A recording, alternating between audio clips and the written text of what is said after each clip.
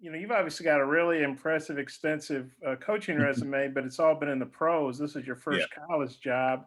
I was hmm just wondering how you think you'll make that transition. And was that, Eric obviously did the same thing a few years hmm ago. Um, how much did you guys talk about that? Well, Bob, thank you. Once I'm excited to finally meet some of you guys and also be able to talk and how excited I am about having my opportunity to start my college coaching career. Obviously being on this side of basketball, a pro side for such a long time, but I'm actually going to be dealing with and living with and working with a blueprint to all of that. Eric Musselman, who has gone through the entire process from coaching in the NBA and then going to be an assistant coach and then eventually getting his head coaching opportunity and then now being here at Arkansas. I get to see that every day, what the process is, spoon feeding me. Hey, Keith, basketball, we got that. We're going to get all those things there. It's all the other little intangible things that you'll have to develop into. And so I'm working with someone that can point me in the right direction, plus the other staff members. It couldn't be a better situation for me to fall into because you have so many of the veteran coaches who have coached in college that have communicated with the young high school kids and recruiting on those trails that can kind of spoon feed me those things there. And I think they give you a parameter to work in and you develop and work and develop your style and habits in the new environment. But I can't tell you how important it was for me to fall into a place that I can see someone who has already gone that route and someone that I know personally. And then I guess between your playing career and your coaching career, college, everything, hmm you were connected to a team for about 40 years in a row. And hmm then the last 2 years you weren't. I know a lot of coaches kind of recharge their battery. I know Eric, I think, did Yeah. that Yep. when he left Sacramento before he went to Arizona State. But what have you been doing? Like where have you been living? What have you been doing? And was hmm it sort of a conscious choice to sit out a little while, or was it more about hmm you couldn't find the right fit until now, or kind of what's that been like? Not coaching. How anxious are you to get back into it? Well, I was with New York Knicks, and head coach there was David Fizdale, and I was working with him. And obviously, Knicks made a change. I was the first assistant, along with him being the head coach, and we were let go. And that happened in professional sports. And then during that process, I had an opportunity to go back last year. Obviously, the pandemic year kind of shifted things, but I have a young son who's a college athlete, plays football, University of Hawaii. And I wanted to take the time with the opportunity that I had, to spend time and watch him play in his senior year. Now, obviously, COVID hit, slowed everything down, could not visit out. And a lot of those kids pretty much got an extra year. All the college kids got an extra year to come back and play this year. So I took that process there. But along the way of that process, I said, let me take a look at colleges and take a look and see if that's something that I might want to do. And I got involved with Indiana University. They called, I went through the process with them. And that kind of got my juices flowing a little bit about potentially going into college and coaching. But during that time frame, I started to watch a lot of college basketballs while I was away from it because I wasn't involved in the NBA. So I just looked at college coaches and watching what they were doing and how they were playing. Of course, I'm following Eric and other coaching friends that I have, and that started to get me moving in that direction. And then like your house there, Mhm. where have you been living the last couple of years? Well, I'm in California. When I came out here, actually, when I came here to the Bay Area, Oakland, California, with Eric Musselman in 2003. So we came here and have been here ever since. It's been my base. Once my kids got to high school, my wife said we were not going to move them around, want to keep them in a high school. And that way they can be kind of rooted there. And so we just simply stayed here. So all my coaching travels and places I've gone, we kept our home base here. My wife wanted to make sure we kept things intact so that they can have a familiar environment. Okay, so you living in Oakland? Yeah, I live in an area called a city called Dublin, which is about 35, 40 minutes from Oakland. Okay, cool. Well, I've got a Mhm. few more, but I'll Yeah. turn it back over to Mike. Thanks, Keith. Okay. Nate Allen. Yeah, Keith, as far as just using your pro experience in Mhm. recruiting, just how do you feel you can relate, especially with everybody who plays basketball anymore thinks they're NBA bound as far as using that? Well, I shared this with other people. I said, for each of these young men that I'm going to come in contact with, every road that they're going to try to travel on. I've been on that road already. I can share with them from not for me, in my case, wasn't recruited out of high school. Went off to junior college and got recruited from there, understanding that portion of it, going to college, graduating from college, getting drafted into the NBA, getting cut from the NBA, playing basketball overseas, all around the world. They're going to be on one of those roads that they're going to go on. And so I think me selling myself to them and what they're going to face as they move forward through life, I think that's part of the recruiting that angle that I will employ, because they're going to be there. They're going to go on those routes, and I can share my experience from each one of those that they're going to go on. What it's going to take to get into the NBA, that's where they all want to go. Every young athlete, he wants to get to the next level in any sport. And I think I can share my experience with a lot of these young men that I'm going to come in contact with, as well as their families. What about as far as the patients have you been working with, professionals as far as just kind of working with guys that aren't at the same developmental stage as the ones you've worked with in the past? Yeah, well, I think sometimes people take a look at the professional player, the professional athlete, and think that because of what he's earning, his status, those guys all want to be coached. They all want to be coached. They all want to have the truth told to them, and they want to continue to develop. The same thing happens at that level. They want to do all those things. And so some of these young men are not at the skill level yet, but some are very far advanced in their skill level. So I think they all want to get better. They all want to have the opportunity to develop and become really good players. And I think that's going to be an easy selling point for me.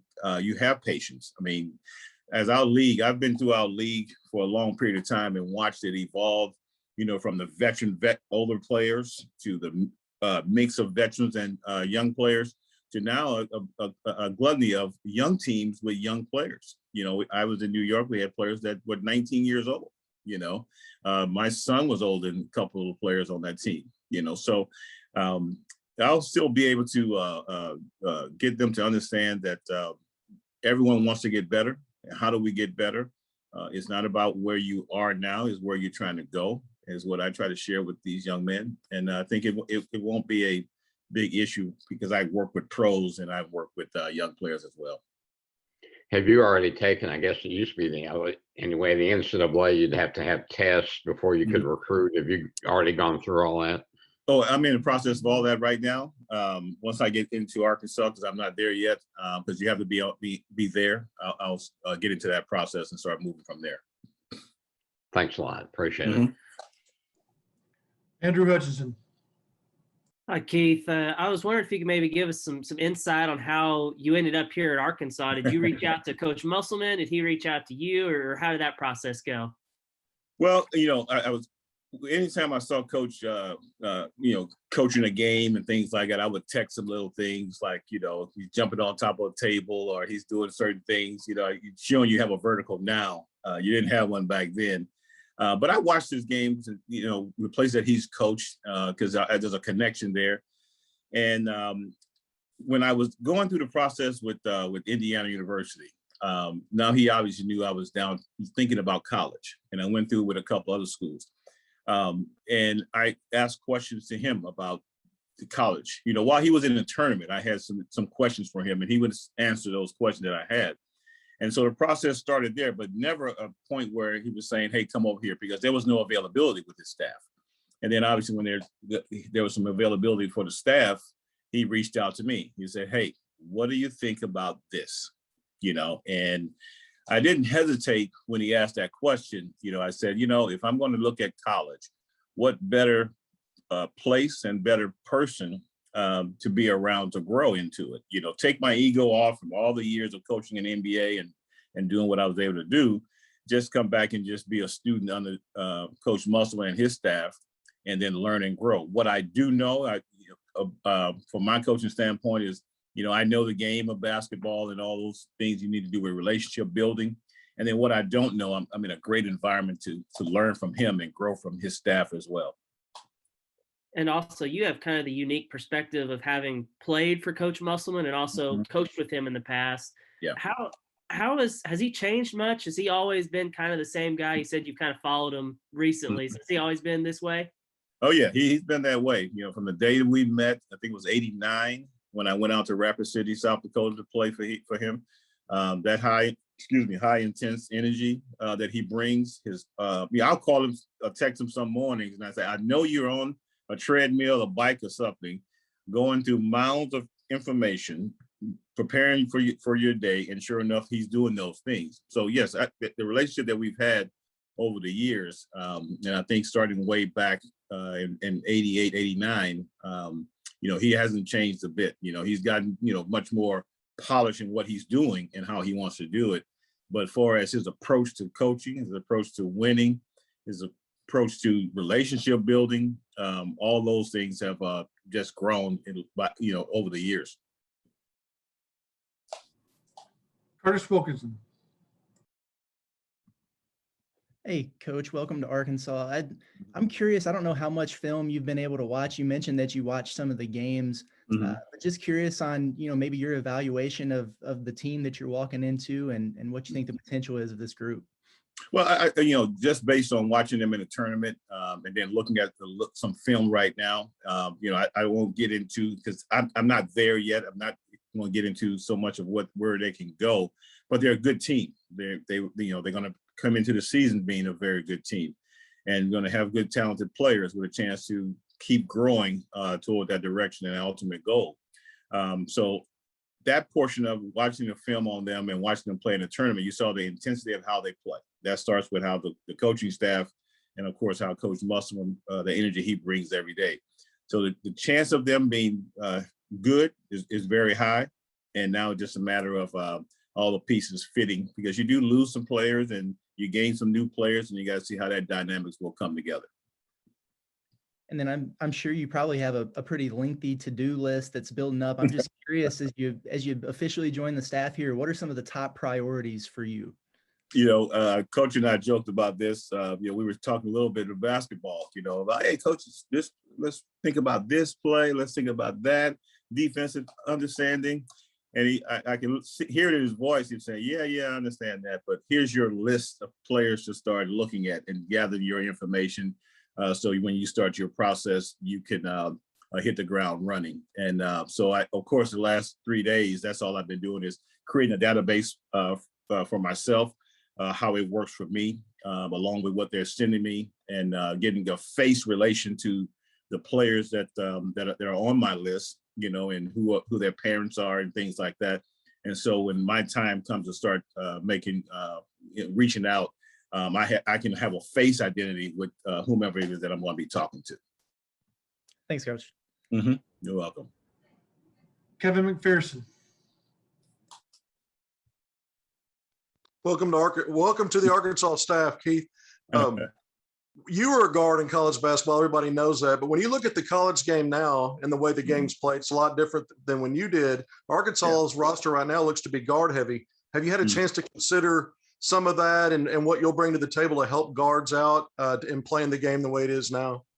Oh yeah, I definitely, because I always played and worked in an environment for 9 years in Golden State Warriors, and that kind of trend, and working for Coach Don Nelson, and Musselman kind of started a little bit as well with some of the quote unquote small ball. So with the way that they play now, is getting up and down the floor, being able to shoot the basketball is very important. Obviously, drawing fouls and getting to the free throw line, that helps your overall offensive production. With the way that my approach to guard training is that you have to play with a tremendous amount of intensity. I think that's why Coach Musselman and I hit it off so well and have kept a relationship when I played for him, that he could trust that I was going to practice hard, extremely hard. I was going to work at it, and he can count on me in basketball games. That's what I'll share with the guard play, and any of the members of the basketball team. But this game is so guard heavy now that you have to have players to be able to get to certain spots on the floor to make plays for themselves, and for their teammates. And I think I can share with some of the stuff that I've learned and grew with over the years, with all the guards that I've been able to be around and help develop. I'll share those same things with these young men here. Now, another question here, speaking about your college days, it's an exclusive club to hit a big shot in a national title game. Arkansas had one of those in Scotty Thurman.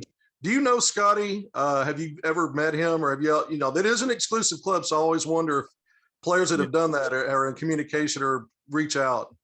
Well, haven't met him, but you know, we talked about another player, Mario Chalmers, and I coached him in Miami. And so when my first day on the job there, he said to me, "You weren't the only one to make a shot, you know."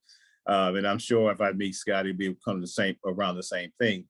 Conversation. You know, I had a chance to be around Jordan, and we talked about our shots. The late Lorenzo Charles and his shot that he made. You know, so that group that are close. Was a close-knit group bound by the moment that they had. And I'm sure there'll be others that have that opportunity. But being in that group, you know, it's always a fantastic moment when you can do that and get into the championship and have a chance to win it all. And your shot is one of the determining factors. Thank you. Welcome once again. Welcome to Arkansas. Thank you. Bob Holt, follow up. Yeah, Keith, you mentioned the Indiana job, and I was Googling you, and I saw that your name came up. They obviously did go the NBA route with Mike Woodson. But was that a good experience for? I guess you probably interviewed with him. Was that a good experience? That was an excellent experience. That was, you know, I think that really kind of opened my eyes. Not only that, but my son being a football player, got recruited and all those things there, and being around his teammates. I think that all played a great part in there. But I think going through the process with Indiana, really kind of, you know, talking with the AD and being able to share my thoughts and ideas about my coaching, and then him sharing, you know, what he thought would be necessary as well. You know, obviously at that stage, wanted a former player to come back and coach there. And obviously they hired a great one in Mike Woodson, who played there also and coming from the NBA. But that did open my eyes to it. And I knew I needed to know more about the process. You know, what else do you need to go into? And Coach Musselman and I talked about this. You know, he shared with me, he thought that the fact that he did become an assistant coach first in college really helped him in his next stops as head coaches. So I think that was the starting point of being there, involved in that process, and being able to talk to a few other schools really opened my eyes to it. And you mentioned in the news release the other day that you'd been recruited by Nolan Richardson. Who all did you? I mean, I know it was a long time ago. I was wondering maybe who all recruited you, and did you take a recruiting visit to Arkansas, or how strongly did you consider Arkansas? Well, Arkansas was in my top five when I made my recruiting visit, and Coach Nolan Richardson and I we kind of joked because we had a little scheduling conflict. He wanted me to come over the weekend. They had a game and wanted me to see the game and see the atmosphere of what it was like in the arena. But at the same time, I had already made an appointment to go visit Indiana. So I came in the middle of the week on my visit there. And then I left Arkansas and went to Indiana. And I really wanted to come to Arkansas because a couple of players that I've gotten to know over the years, when I first saw Sidney Moncrief on the cover of the magazine when he's playing for the Milwaukee Bucks, I knew that was someone that I wanted to kind of be like, and find out that he went to Arkansas along with Darrell Walker and then Alvin Robinson, who I played with at San Antonio. Those three guys opened my eyes to want to play basketball, that style of play, you know, during my days. And that's why I visited, you know, Arkansas. And when Nolan Richardson came out to visit me at Garden City Community College, made an impression that allowed me to put them on that quote unquote list of schools that I wanted to go to. Is it a deal where it's just hard to tell Bobby Knight no, or? Well, you know, I think the same thing could have happened if maybe I would have saw the game and saw all the excitement in the arena. Maybe that would have been the selling point for me. But then when I went to Indiana and saw the exact same thing, saw that game and those students, those athletes run out on the floor and saw the explosion of noise, that kind of maybe pushed me over to the other side of wanting to choose Indiana. But Arkansas was definitely one of the top two schools that I was going to try to attend. Yeah, Nolan Richardson still lives here, so hopefully you Mhm. guys can Yeah, connect. I mean, yeah. is it kind of interesting about all, I don't know, 30 some years later, you visited Arkansas, didn't decide to go elsewhere, and now here you Mhm. are at Arkansas, Yeah. It took a Well, while I to get got here. yeah, well, I just felt it was almost like a full circle for me to come back to an environment. Michael Ratliff was my host when I came on the visit, and he just shared with me about the goodness of playing there at Arkansas, and me feeling that love that I had when I came here from the coaching staff, and then obviously making the decision to go to Indiana, and thus that decision to go to Indiana probably put me in a position to where I can come back and be a coach, because I think it all worked out.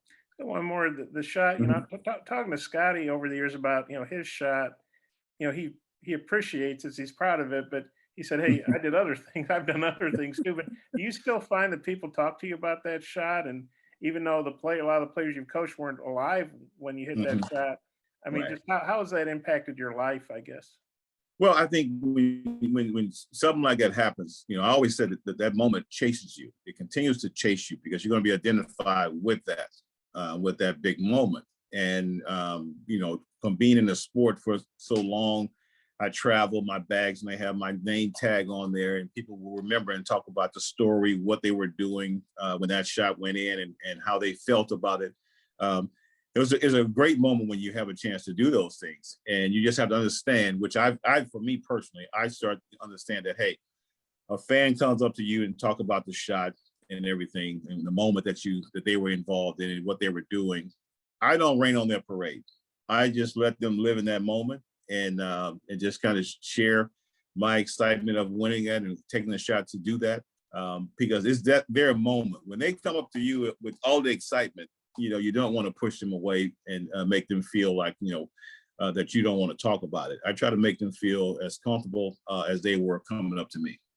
Okay, I might have a couple more, but I'll get it back to Yeah. Mike if others have questions. Okay.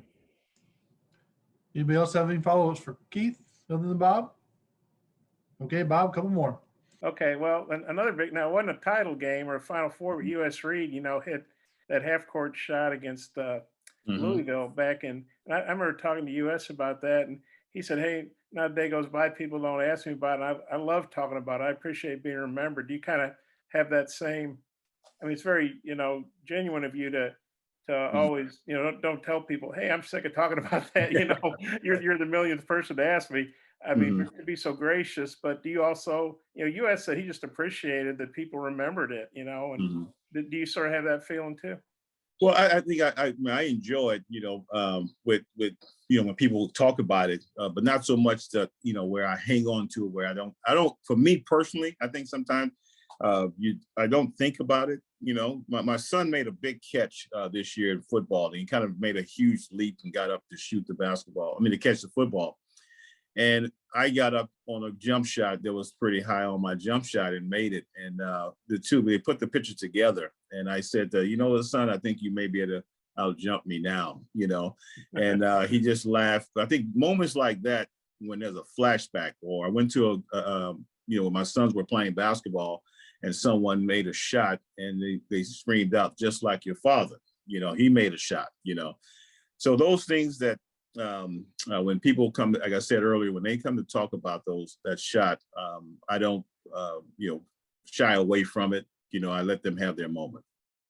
And then just got one more. I remember talking to Mhm. Eric about this when he got here, and he talked about how rare it is that a former NBA head coach. It's not rare for a former NBA head coach to become an assistant again. That happens in the NFL, all the pro sports.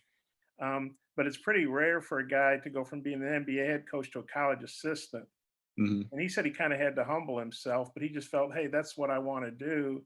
Like you said, to learn more about recruiting and just, the Mhm. college game. Did you sort of feel like you had to humble yourself a little bit, or how did you approach that? When I talked to Coach about this, about coming there, I said first off, and he knows me, so I wasn't selling it myself to him. I said, I have no ego about this. I want to grow. I think as a coach or as a person, the one thing you want to do in life is to keep evolving and keep growing. And I thought that I had to take out where I've been and what I've been able to do, which was easy for me to say, okay, I need to learn from someone who's been through the process. And so the ego, if you got an ego, you're going to have a problem with it, because you're going to try to think that you know more. But I come in with an open canvas of growth. The knowledge that I have already obtained, I can share that, but I'm in a process of just growing now and learning, trying to become a good assistant coach. I told him, I said, Coach, I'm going to try to become the best recruiter. I said, I'm going to try to become one of your best coaches that you can rely on, because we already have a dynamic and great staff. There's so much connection with the staff already that we have known each other. Coach Gus has been out in the Bay Area. My kids went to football and basketball camps at De La Salle, where he went. So all those things there. Clay Mosier, I coached against him in the CBA, been around him when he was on the road scouting. I know him, and obviously the connection that I have with Coach Musselman, so all those things all take your ego out of it when you're with people that you have some understanding of who you are. It takes your ego out of the whole process. And from sitting in the head coaching seat in the NBA to now sitting in the assistant seat in college, I don't look at it from going from way up here to coming down here. I just say we're all in the coaching profession, and that's what we're doing, learning how to coach. No different when a college coach comes from college and tries to coach in the NBA, he goes through a learning curve. And those coaches, I've been pride myself on as a coach to help people, to help impact people. And when coaches have come from college to the NBA, Russ Turner, who's coach at Cal Irvine, when he came up with Mike Montgomery from Stanford to Golden State, I had already been in the league for several years. I tried to coach them, on what it was going to take to have some success in the NBA. And then you mentioned your son making a big catch for Hawaii. That was this past season. And you remember who that was against? It was his past season, and I think it was in the Houston Bowl game that they played in Dallas. Okay, cool. Yeah. Cool. Were you able to go to the game? No, wasn't able to go because of COVID. They weren't allowing, so I wasn't able to get out to see him. Okay. And do you know what your first day here on campus will be? Well, I'm going to try to get have things I have to tie up here in the Bay Area, and then my days of getting out there is probably going to be over the weekend, Friday of next week, and Saturday. Is that an Indiana picture there in the background behind you? It's kind of hard to. Yeah, that's a picture of me cutting down the nets. Okay, well that's pretty cool. Yeah. You have a picture of the shot in your house? It's around here somewhere. I don't have it up. My wife gave me a little room to operate in my house, but I don't have a picture of the shot. Actually, I have a picture of a shot, but not the shot. Yeah, I can see us shooting there, but yeah. That right okay. there. So yeah. Okay. Well, cool. Hey, well, it's really been fun talking with you. I look forward to hopefully meeting you when things get back to fully normal. Mm-hmm. But likewise, thank you for taking this time to spend with me today as I get ready to make that new transition.